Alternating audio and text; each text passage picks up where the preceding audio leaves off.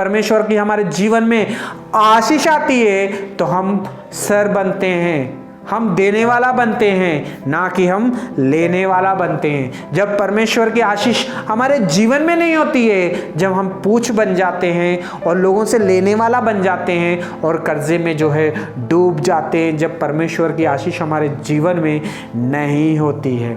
हे भाई और बहनों, क्या आपके जीवन में परमेश्वर की आशीष थी लेकिन अब नहीं है?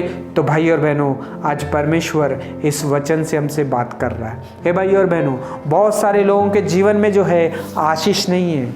बहुत सारे लोगों के जीवन में कर्जे में ही डूबे हैं। इसलिए डूबे हैं क्योंकि उनके जीवन में परमेश्वर की आशीष नहीं है। परमेश्वर की आशीष कब आती है?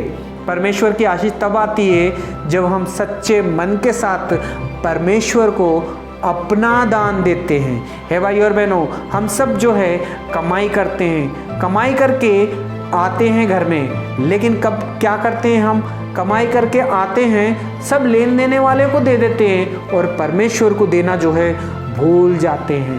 हे भाई और बहनों, अगर हम परमेश्वर को देने भूल जाते हैं, इसीलिए हमारे जीवन में जो है कर्जे में दबे हुए हैं। कई लोग 10 साल से, 15 साल से, 20 साल से कर्जे में ही डूबे हुए हैं। इसीलिए क्योंकि वो परमेश्वर को देने के समय में उनका दिल बड़ा नहीं होता है। हे भाई और बहनों, अब कर्जा करके अपने बच्चों के लिए कपड़े ले लेते हैं, स्कूल के लिए सब कुछ लोगों को दिखाने के लिए कर देते हैं, लेकिन परमेश्वर को देने के लिए हमेशा पीछे ही रहते हैं। हे भाई और बहनों, आज परमेश्वर इस वचन से हमसे बात कर रहा है। जो लोग परमेश्वर को अपना दशवां देते हैं, जो लोग परमेश्वर को दिल के साथ, पूरे मन के साथ परमेश्वर के घर में भेंट लेके आते हैं, परमेश्वर उनके जीवन में हमेशा आशीष लेके आता है। उन्हें कभी कर्जे में नहीं डूबने देता है, उन्हें कभी पूछ बनने नहीं देता है, उन्हें कभी लेने वाला नहीं बनने देता है। उसे हमेशा परमेश्वर आशीष देता है, सर बना के रखता है, लोगों को देने वाला बना के रखता है, लोगों की सहायता करने वाला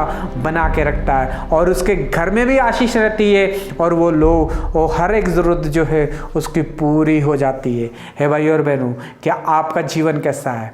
आप भी कर्जे में अगर डूबे हुए हो तो भाई और बहनों, आज परमेश्वर इस वचन के द्वारा हमसे बात कर रहा है। परमेश्वर चाहता है कि परमेश्वर के घर में जब जाते हो तो सच्चे मन के साथ अगर हम उसे भेंट देंगे, अगर हम सच्चे मन के साथ परमेश्वर को देंगे तो परमेश्वर हमारे जीवन में जो है आशीष भर देगा।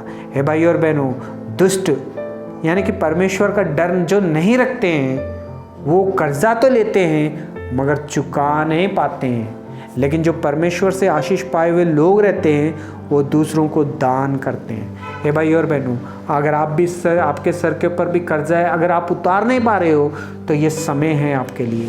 परमेश्वर आपके जीवन में आशीष लेके आना चाहता है। परमेश्वर आपके सर के ऊपर कर्जा उतार देना चाहता है। बस करना क्या है?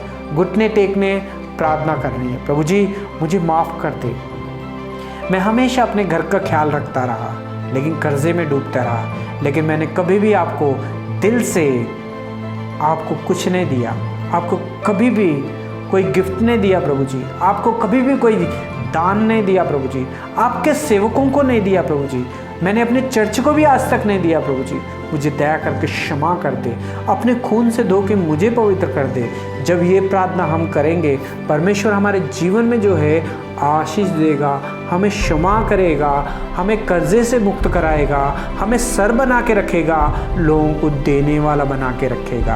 है भाई और बहनों, आज परमेश्वर इस वचन से हमसे बात कर रहा है। साल का आखिरी महीना है, हमें अपने आप को ठीक करना चाहिए, परमेश्वर के सामने आके घुटने टेक के माफ़ी मांगनी चाहिए। प्रभु जी, मुझे माफ़ कर दो, मैंने कभी भी कोई दान नहीं किया, मैंने ना अपने चर्च को दिया, ना दूसरों को चर्च को दिया, ना ही कभी मैंने सेवकों को दिया। प्रभु जी, मुझे दया करके क्षमा कर दे प्रभु जी। ये साल में मेरे अंदर मेरे जीवन में बहुत सारा कर्जा है प्रभु जी, मुझे माफ़ कर दे प्रभु जी। ये मेरे ही वजह से हुआ है प्रभु जी। मैं आज से परमेश्वर के घर को दूंगा, परमेश्वर के सेवकों को दूंगा, सेवा के लिए दूंगा। जब ये प्रार्थना हम करेंगे, परमेश्वर हमारे जीवन में जो है आशीष से भर देगा और हमें कर्जे से जो है मुक्त कर देगा। वचन में लिखा है कि दुष्ट कर्जा लेते हैं मगर चुका नहीं सकते, परंतु धर्मी जो है अनुग्रह पाते हैं और लोगों को दान देते हैं। हे भाई और बहनों, क्योंकि जो आशीष पाता है वो पृथ्वी का अधिकारी बनता है, जो परमेश्वर से आशीष नहीं पाता है वो मिट जाता है। परमेश्वर आपको बहुत सारी आशीष और बरकत दे। God bless you.